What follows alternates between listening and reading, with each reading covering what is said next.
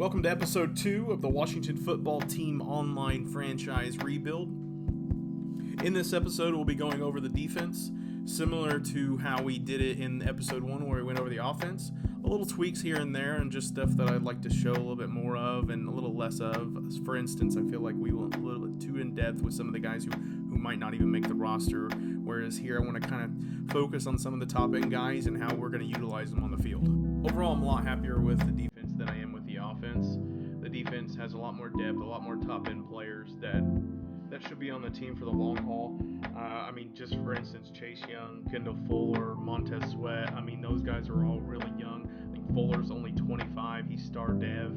So we have a lot more pieces on defense for the long haul, but then also we do have those veterans like Iodonis, Kerrigan.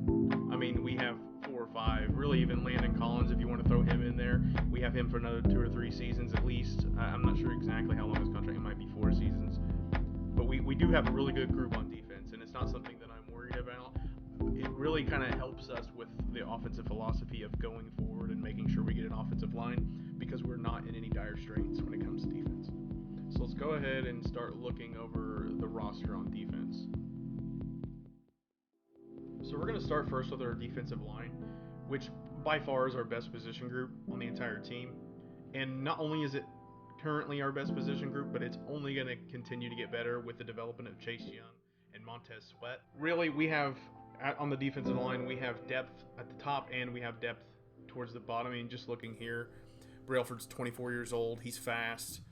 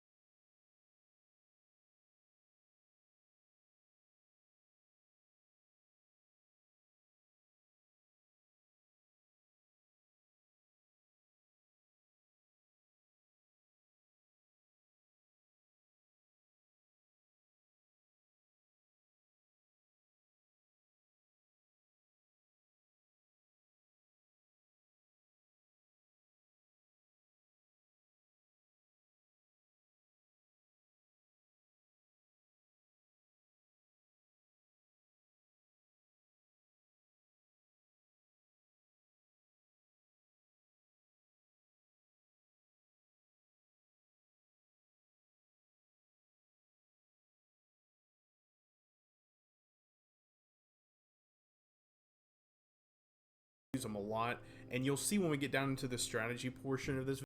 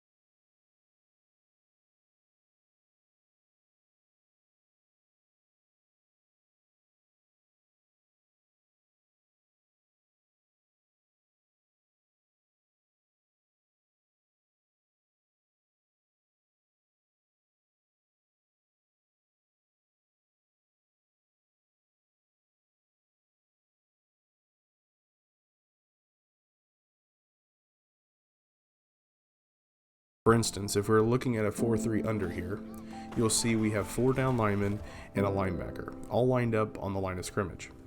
We do this because we were trying to dictate who is going to be blocked in running downs to allow us to make the tackle with our off-the-ball linebackers. It also goes with our personnel strengths, with the 2 defensive tackles and the 3 edge rushers. We can utilize these strengths by coming out in these types of formations that allow us to have 5 men on the line. In case anyone was wondering, we're going to be trying out the Kansas City playbook first on defense.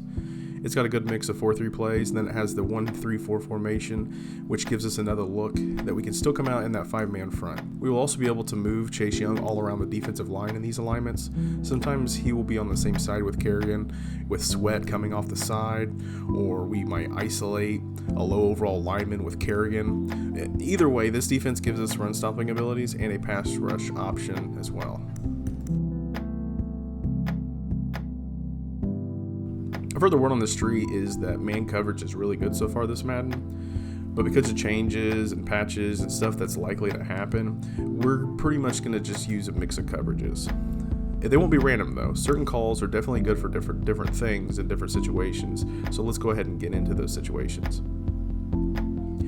For instance, we'll be using a mixture of cover 3 and cover 1 as our base down and distance defenses. What I mean by that is really just like 1st and 10, where offenses really can run or pass, where the distance to the sticks doesn't dictate the play call one way or the other. Another example may be like 2nd and 5 or stuff along those lines. We will use these 2 plays because A, they look alike pre-snap, and B, both formations have the safety coming down into the box in coverage, which naturally boosts the run stopping ability of that defense by adding another man to the box. Now our base pass down coverages are going to be similar. They'll be 2-man under, cover 4, and cover 2. One thing you'll notice about all these calls is that they, again, look the same with the 2-deep shell pre-snap. Cover 2 generally it gets toasted with a vertical tight end, but as long as we are calling at the appropriate times, we can mitigate the risk of such play calls.